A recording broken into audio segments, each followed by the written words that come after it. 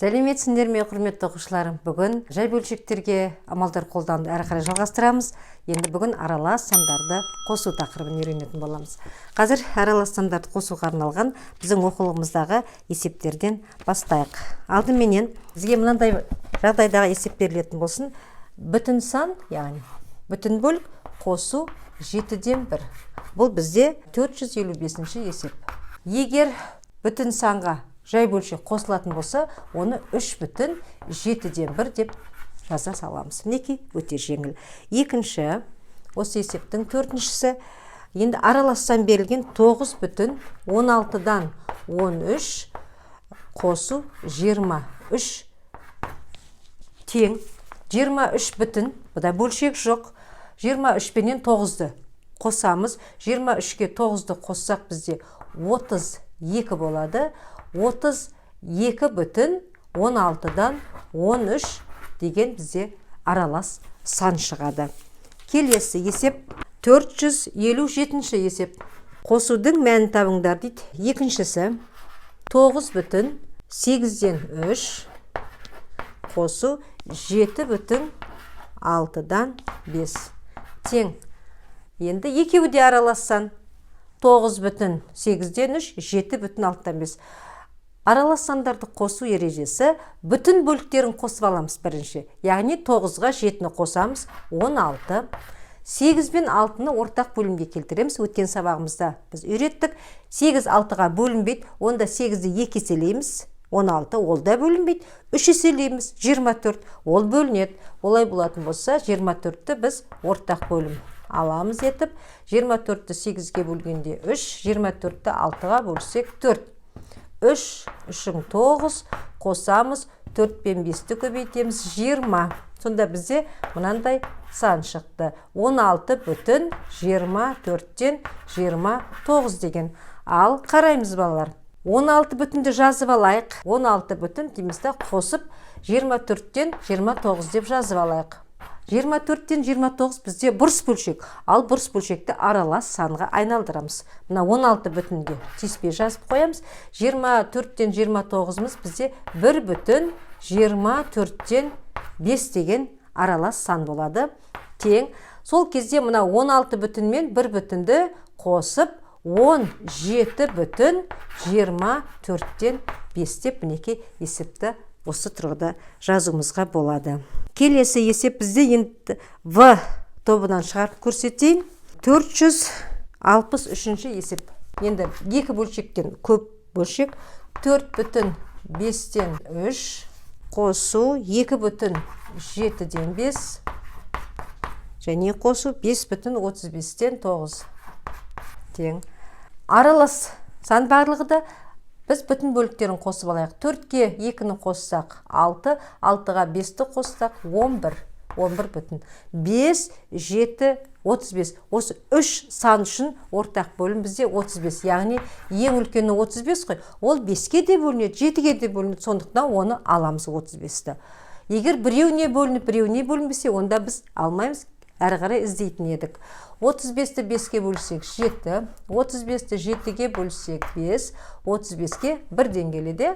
3 пен 7-ні көбейтеміз 21, қосамыз. 5-ке 5-ті қоссақ 25, 35-ке 1-ден келді ғой, 9 қосу.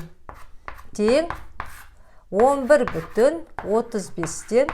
Ал әрі қарай есептейік. 21-ге 25-ті қоссақ бізде неше болады? 46. 46-ға қосамыз 9-ды, қанша болады? 55 болады. Тең. Бағанағы есеп сияқты 11 бүтін қосу 35-тен 55 деп жазып аламыз. Енді 55-ті 35-ке бөлген кезде 1-ден келеді, 11 бүтін қосамыз 1 бүтін 35-тен неше қалады? 55-тен 35 алсақ бізде 20 қалады. Тең. Мына 1 бүтін баратта 11 бүтінге қосылады, 12 бүтін болады. Ал 35 пен 20 неше қысқарады бізге? 5-ке қысқарады. 20-ны 5-ке бөлсек 4, 35-ті 5-ке бөлсек 7. 12 бүтін 7-ден 4 деген бізде есеп шықты. Ал құрметті оқушылар, мінекей бізде аралас сан түрінде осындай есептер келген кезде біз не қылады екенбіз? Бірінші бүтін бөліктерді қосып алады екенбіз. Сосын ортақ бөлімге келтіреміз. Толықтауыш көбейткішін тауып 21, 25 әрі қарай біз қосып жаза береді екенбіз. Келесі 466 теңдеу шешуге берілген екен. Содан бір есеп көрсетейік. Бірінші, x азайту 24,8-ден 5 тең 30,6-дан 5 қосу 41,12-ден 7. Ал амалды орындайық. Алдыменен бізде теңдікті көріп отырмыз ғой, теңдеудің оң жағында мына бөлшекті қосу амалы тұр. Олай болатынса, мына жерге балдар жеке 30,6-дан 5 пенен 6-дан 5 пен 41,12-ден 7-ні қосып алайық. Тең. 30-ға 41-ді қоссақ 71 бүтін. 6 мен 12-ге ортақ бөлім 12, 6-ға 2-ден 12-ге 1-ден. 2, 5-ің 10, қосу 1 мен 7-ні көбейтсек 7, 17. Сонда 71 бүтін 12-ден 17 болды. Ал 12-ден 17 бізде бұрыс бөлшек қой. 17-ні 12-ге бөлсек 1 бүтін шығады. Ол 1 бүтіннен 71-ге қосылып, жаңаға есептердегі сияқты 72 бүтін 12-ден 5 шығады. Яғни қалдығы бізде 5. Соныменен мұна теңдеуді енді біз мына тұрғыда жазамыз. X азайту 24,8-ден 5 теңдік қоямызда, мұна қосудың орнына неше шықты бізде? Соны жазып аламыз.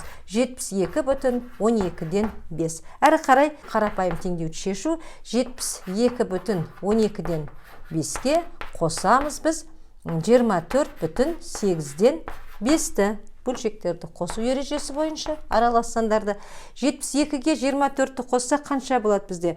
96 бүтін болады.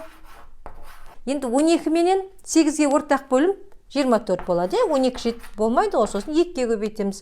12-ге 2-ден болады, 8-ге 3-ден болады. 2 мен 5-ті көбейтсек 10, қосамыз. 3 пен 5-ті көбейтсек 15.